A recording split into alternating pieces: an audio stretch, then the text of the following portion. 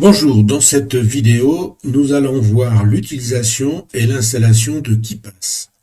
KeePass est un gestionnaire de mots de passe local qui va vous permettre de stocker dans une base de données sécurisée tous les éléments nécessaires à la connexion d'un compte. Pour utiliser KeePass, il faut d'abord le télécharger. Donc plusieurs possibilités, soit le télécharger à partir du site du club informatique, soit aller sur le site de l'éditeur, on accepte les cookies, et là, sur la page d'accueil, on va aller dans Download, dans le menu à gauche.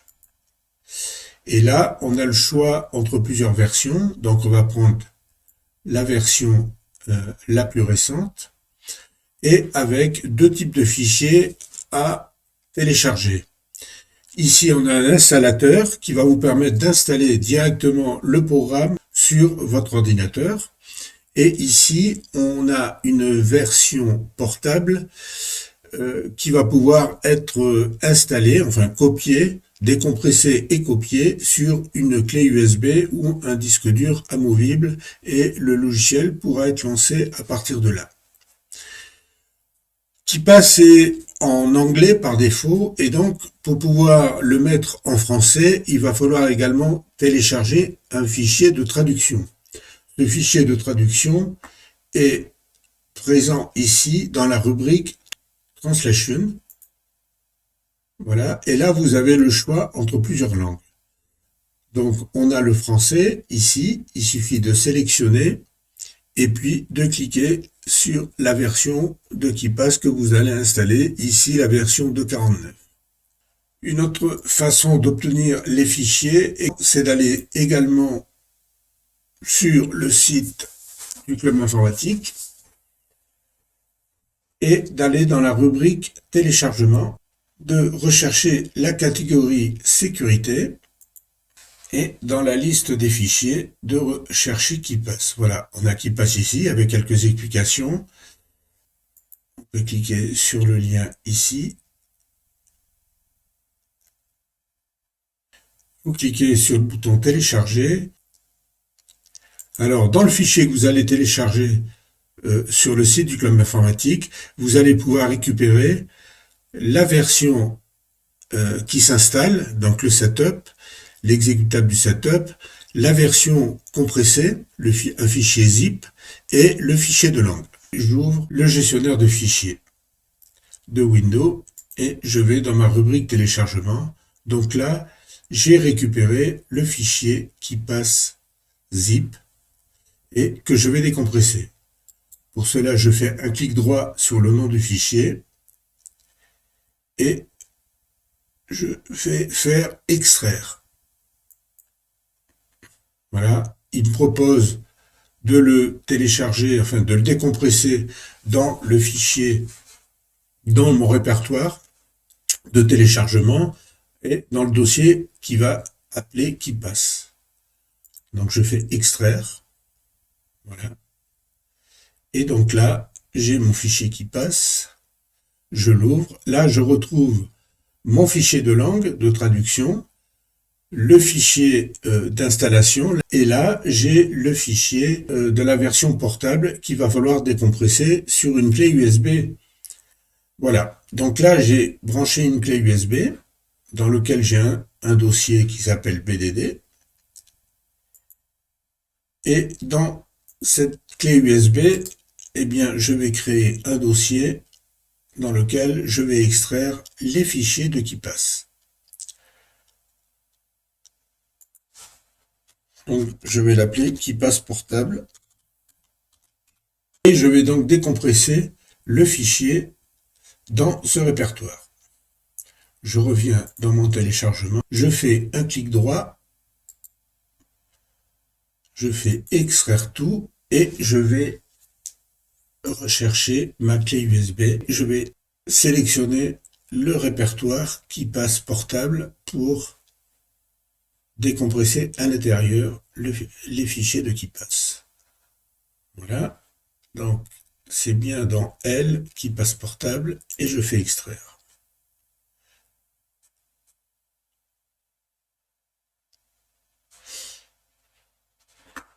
Voilà, si je vais maintenant dans ma clé USB, dans le répertoire KeePass portable, j'ai un certain nombre de fichiers.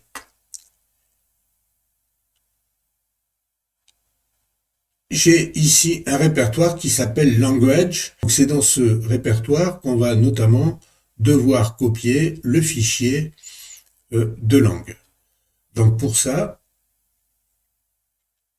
je retourne dans mon fichier KeePass que j'ai téléchargé sur le site. Je récupère le fichier de langue qui s'appelle French LNGX. Je fais un clic droit, je fais copier, je retourne dans mon fichier, dans mon répertoire KeePass portable de la clé USB, je vais dans le fichier Language et je fais un coller. Le fichier est déjà dans le répertoire. Si vous téléchargez sur le site du club informatique, le fichier de langue est déjà dans le répertoire. Si vous le téléchargez sur le site de l'éditeur, il faudra faire comme ceci et copier le fichier de langue dans ce répertoire. Pour lancer KeePass, eh bien, je clique 2 fois sur l'exécutable keepass.exe. Je pourrais créer également un raccourci sur le bureau pour pouvoir lancer plus rapidement le fichier. Donc je clique 2 fois. Au premier lancement de KeePass, le logiciel va me demander, il est en anglais au départ, comme je vous le disais, si je veux à chaque démarrage de KeePass vérifier s'il existe des mises à jour. Donc je clique sur Enable, donc activer, qui est recommandé. KeePass s'ouvre. Alors vous voyez qu'il est en anglais, et donc on va le mettre en français. Pour le mettre en français, je vais dans View, ici, qui veut dire affichage, et je clique sur le sous-menu Change Language. Et là, vous voyez que dans le répertoire langage, je vais retrouver tous les fichiers de langue éventuellement que j'ai copiés. Là, par défaut, il y a l'anglais et il y a le fichier français que j'ai copié tout à l'heure. Donc je le sélectionne et il va relancer KeePass et cette fois-ci, KeePass est en français. Nous allons maintenant créer une base de données dans laquelle nous allons pouvoir stocker les mots de passe et les informations attenantes. Donc pour ça, je vais dans Fichier et je fais Nouveau. Donc là, il me propose une nouvelle base de données. Je fais OK. Je choisis de l'installer sur la clé USB. Par défaut, il me propose comme nom de base de données tout simplement base de données.kbdx qui est l'extension. Je vais conserver ce nom et je fais enregistrer. Évidemment, je peux modifier le nom de ma base de données ici. Voilà, la base de données est créée et il va falloir choisir maintenant un mot de passe d'accès à cette base de données. On va choisir un mot de passe assez long.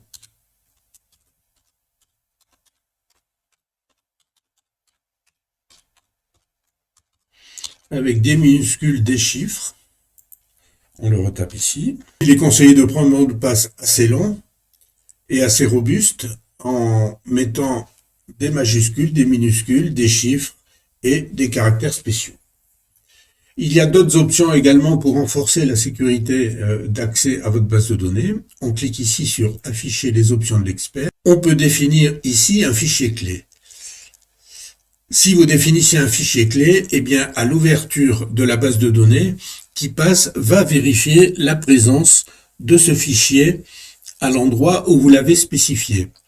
Si ce fichier a été modifié ou n'existe pas, eh bien, même si vous connaissez le mot de passe, KeePass n'ouvrira pas la base de données. C'est une sécurité supplémentaire. Alors, vous pouvez également, en plus, utiliser votre compte utilisateur Windows, c'est-à-dire qu'il va demander le mot de passe de votre compte utilisateur quand vous ouvrez la base de données, en plus du mot de passe maître. Je fais OK, et là, vous pouvez rentrer un nom de base de données, vous rentrez le nom que vous voulez. Vous pourrez entrer un utilisateur par défaut sur lequel seront inscrites les nouvelles entrées et éventuellement personnaliser la couleur qui s'affichera dans l'onglet. On va le mettre en bleu. Il vous propose, maintenant que vous avez rentré les informations, d'imprimer une feuille de secours. Cette feuille de secours, eh ben, on va la voir si vous faites imprimer. Mais sur la feuille, vous allez pouvoir écrire votre mot de passe manuellement pour pouvoir le retenir. Donc nous, on ne va pas l'imprimer et on fait passer. Voilà, votre base de données est créée et vous avez ici quelques exemples qui s'affichent, qui sont intégrés à la création de la base de données.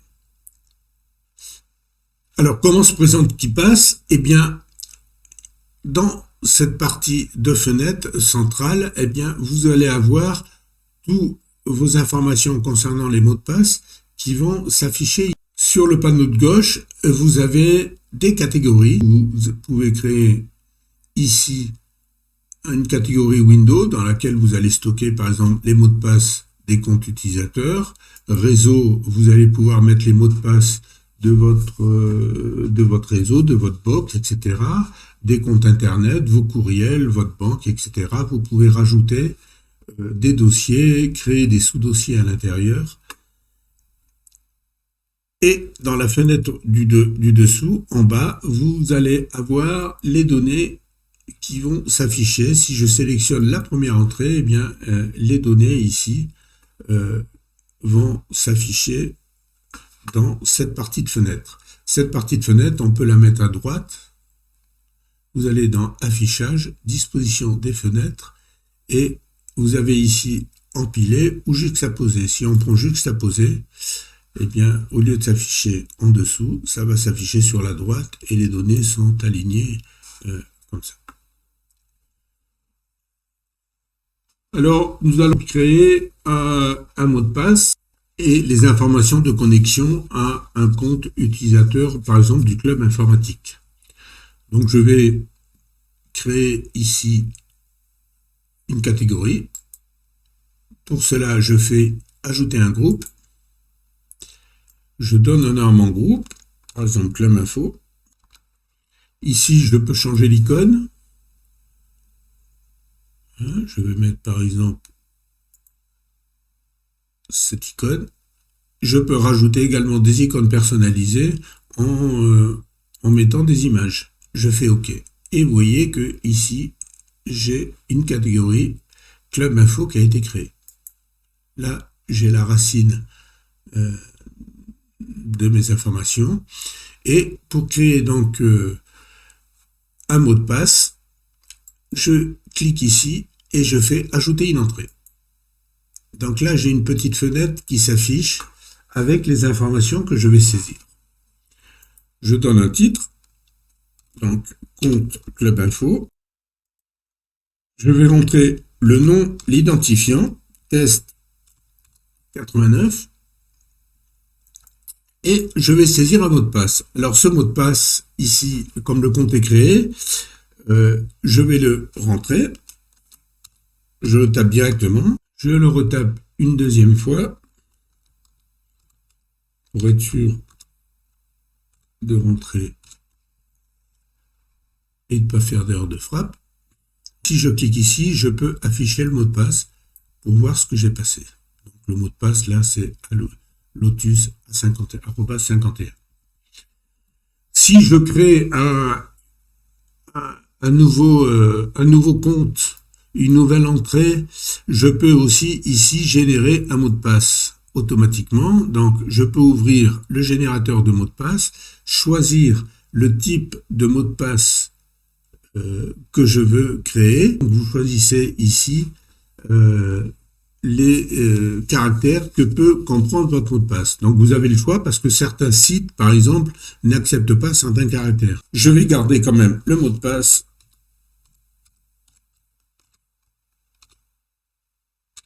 de mon compte.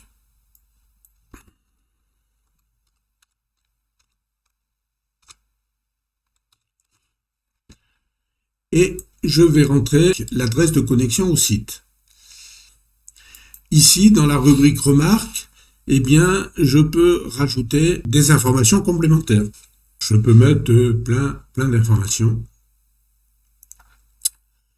Une fois que mes informations sont entrées, je peux cliquer sur OK.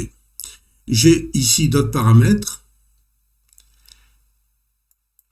que je peux rajouter, notamment je peux rajouter des nouveaux champs, si je veux. On verra ça tout à l'heure. Les propriétés et les historiques. Voilà, donc là j'ai créé mon compte utilisateur Club Informatique. Je peux aligner, je peux changer les colonnes. Voilà. Donc vous voyez que si je sélectionne mon compte utilisateur Club Info, les informations que j'ai saisies apparaissent ici.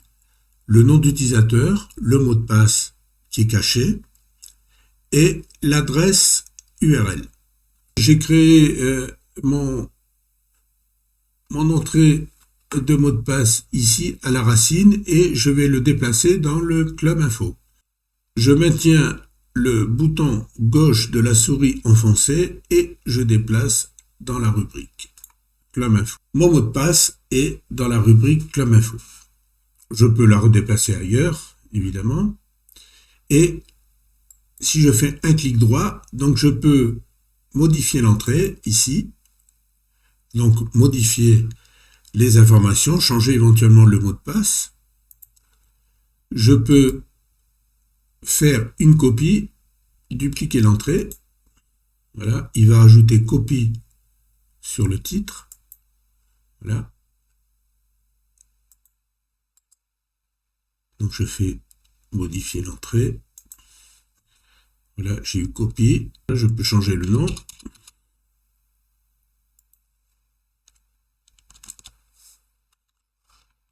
Compte utilisateur de Club Info.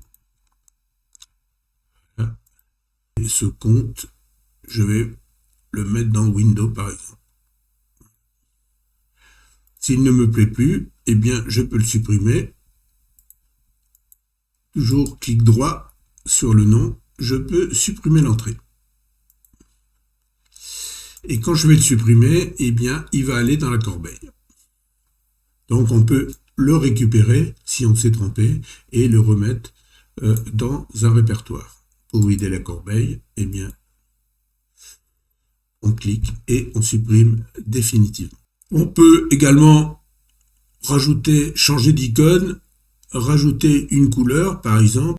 Vous pouvez également rajouter des entrées et des champs personnalisés.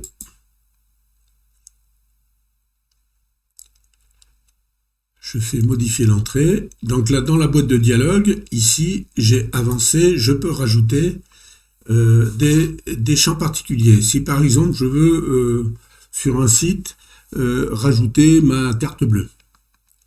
Donc je fais ajouter. Là, je donne le champ, CB, numéro de CB par exemple. Voilà. Et là, je rentre ma carte.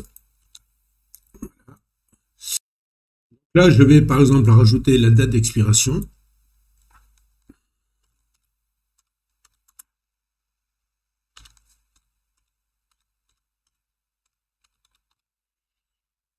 Là, on va mettre par exemple 22/01/2022. Donc, si je fais un clic droit, maintenant, vous voyez que les champs sont rajoutés ici avec les valeurs qui vont être copiées dans la mémoire. Donc maintenant, comment je vais utiliser mes informations? Si je reviens sur le compte du Club Info, eh bien, il suffit que je fasse un clic droit ici et je vais dans adresse URL. Si j'ai rentré une adresse, il va m'ouvrir sur l'adresse Club Informatique. Voilà.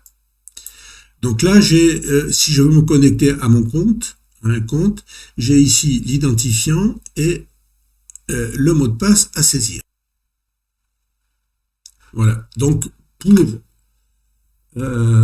saisir l'identifiant, eh bien, en fait, c'est le nom d'utilisateur. Je peux aller ici, je fais copier le nom d'utilisateur, je vais dans le champ et je fais CTRL-V. Je peux aussi faire un glisser-déposer. Je fais pareil pour le mot de passe. Copier le mot de passe. Et je fais CTRL-V avec les touches pour rentrer mon mot de passe. Et je me connecte. Et voilà, je suis connecté sur mon compte.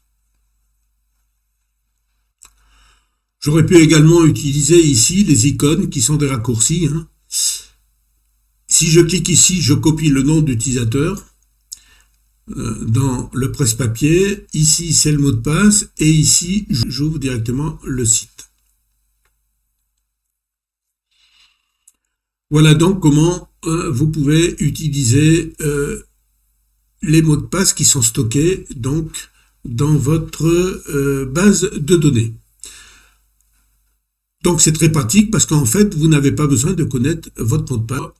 Si vous allez dans Fichier, on a vu que Nouveau, c'est pour créer une nouvelle base de données. Donc vous pouvez créer autant de bases de données que vous voulez. Ici, dans le menu Ouvrir, eh bien, vous pouvez ouvrir des bases de données, d'autres bases de données. Donc si je fais ouvrir un fichier, je vais aller sur ma clé USB et là j'avais stocké plusieurs bases de données. Donc vous voyez, je vais ouvrir une autre base de données, je saisis le mot de passe.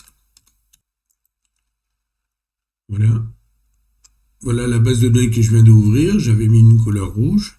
Je vais encore en ouvrir une autre. Voilà, je ressaisis le mot de passe. Vous pouvez éventuellement, pour la base de données courante, donc modifier les paramètres de la base de données.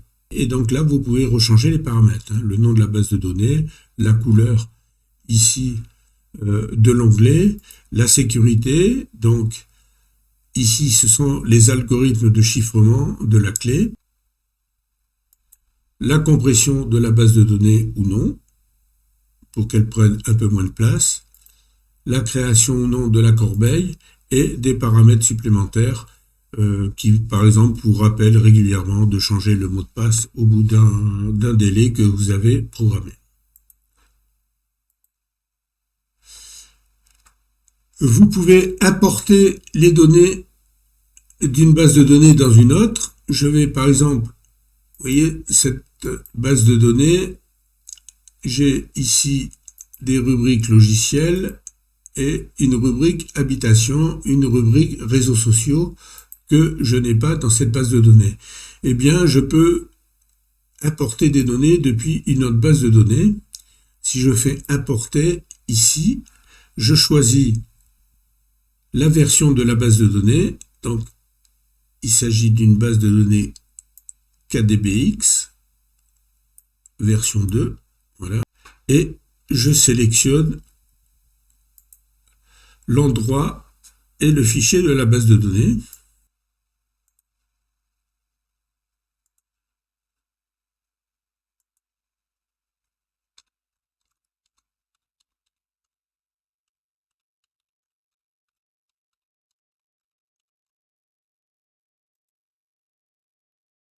On peut créer de nouveaux identifiants, c'est ce qu'on va faire, et voilà. Les données ont été importées depuis la base de données KeePass 3.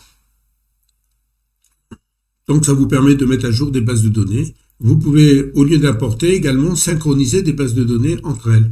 Donc si vous synchronisez les bases de données, eh bien les données des deux bases de données vont être synchronisées, c'est-à-dire que des données de la base de données 1 vont se retrouver dans la base de données 3, celles de 3 vont se retrouver dans la base de données. Vous pouvez verrouiller ici l'espace de travail, si vous vous absentez, de façon à ce que votre base de données ne soit plus accessible. Ici, vous avez le menu groupe, donc ajouter un groupe, modifier un groupe, dupliquer, copier, supprimer, réorganiser si vous voulez trier. Si je veux trier, par exemple, les groupes, trier les sous-groupes directs, et hop, ils sont triés par ordre alphabétique. Là, on retrouve le menu entrée, hein.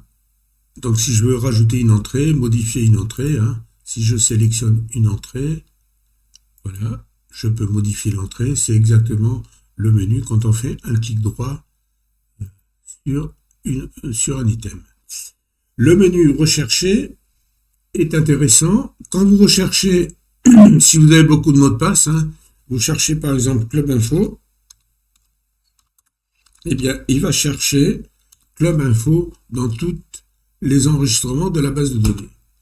Voilà. Et il va me trouver ici tous les items dans lesquels j'ai Club Info. Alors, ça peut être dans le titre, ça peut être dans les commentaires, ça peut être dans l'adresse URL, etc. Vous pouvez rechercher donc dans le groupe sélectionné pour limiter la recherche. Vous pouvez trouver des mots de passe expirés. Et vous pouvez également, ce qui est intéressant, trouver les mots de passe dupliqués. Je peux chercher également les mots de passe dupliqués en doublant, donc les mots de passe similaires, et puis les mots de passe, la qualité des mots de passe. Alors, il y a des paramétrages qui sont intéressants. On a vu tout à l'heure qu'on pouvait modifier la langue ici. Là, ce sont des paramètres d'affichage, la disposition des fenêtres, à voir qui passe toujours au premier plan. Vous avez ici configurer les colonnes. Donc, dans configurer les colonnes, vous allez pouvoir paramétrer les informations que vous allez afficher dans cette fenêtre. Si, par exemple, les remarques vous prennent trop de place, vous ne voulez pas les afficher, eh bien, vous décochez la case, vous faites OK, et les remarques ne sont plus affichées ici. Vous pouvez également cacher les informations. Vous voyez que le mot de passe ici a été caché.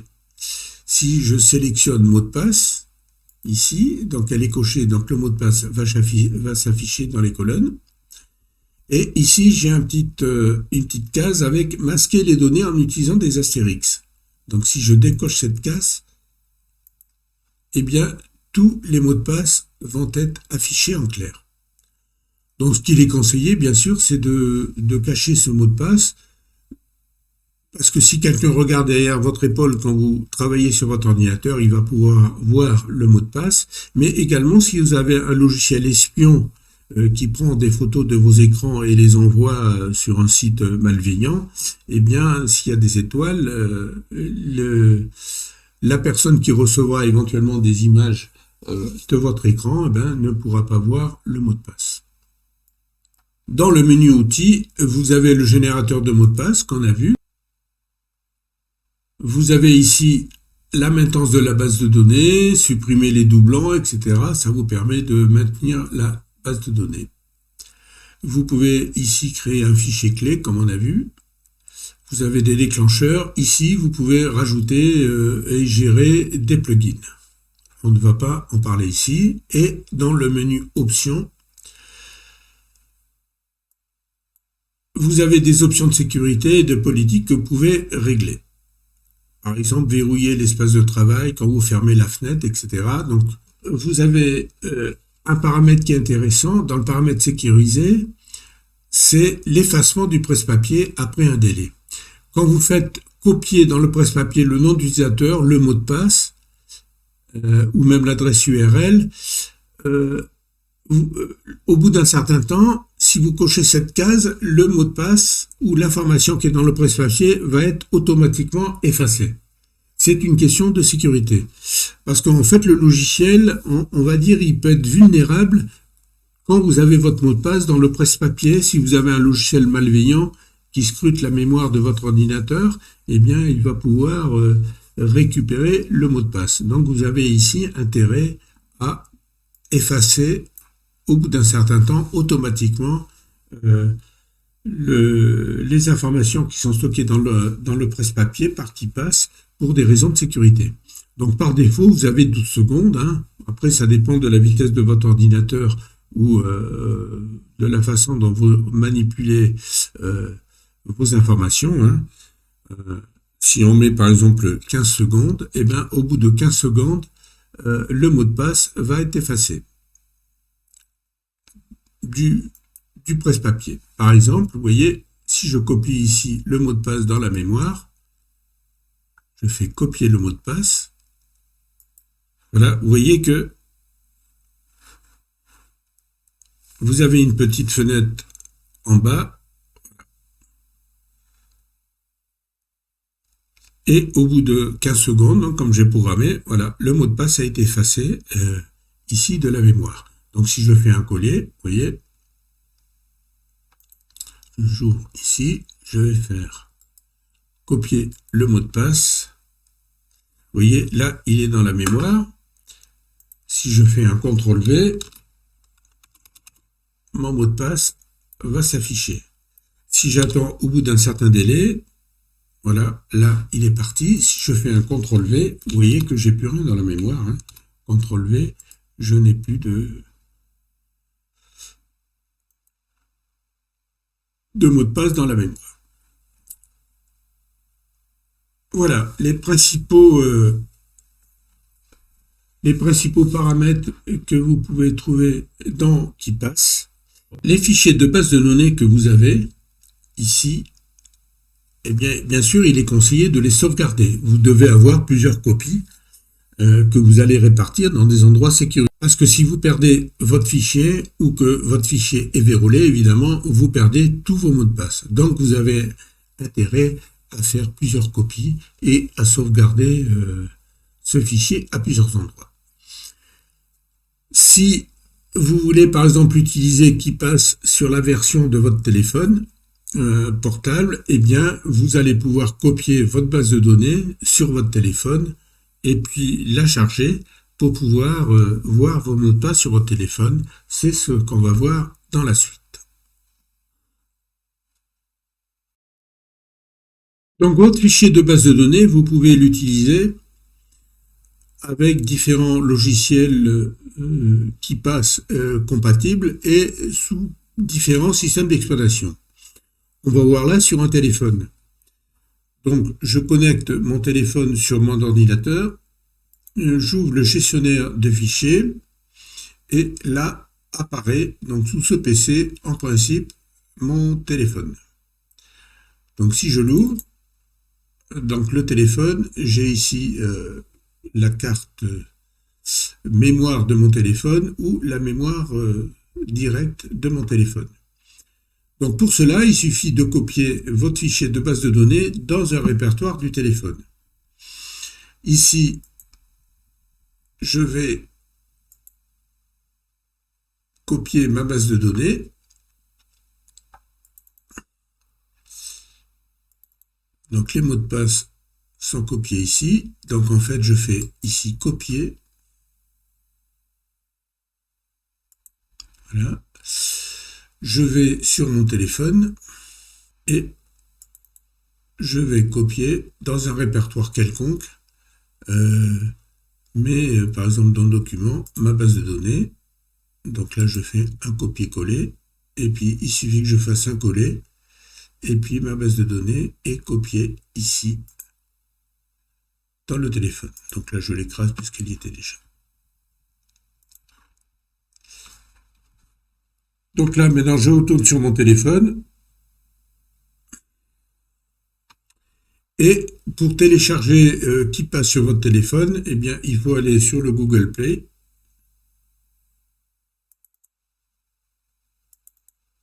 Le Play Store, pardon.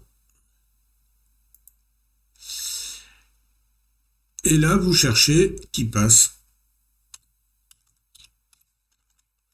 Alors, il y a plusieurs versions de KeePass. Hein. Choisissez KeePass Droid. Voilà, qui est une icône violette. Donc moi, il est déjà téléchargé. Sinon, ici, vous allez télécharger. Et puis, vous l'ouvrez ensuite. Donc là, vous allez stocker ici l'endroit où est votre base de données. Et donc, vous utilisez comme base de données par défaut. Et ensuite, là, vous rentrez le mot de passe de votre base de données.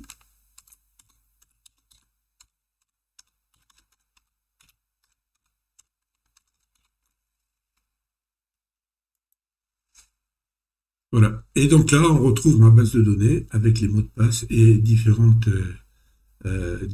rubriques où sont stockés les mots de passe.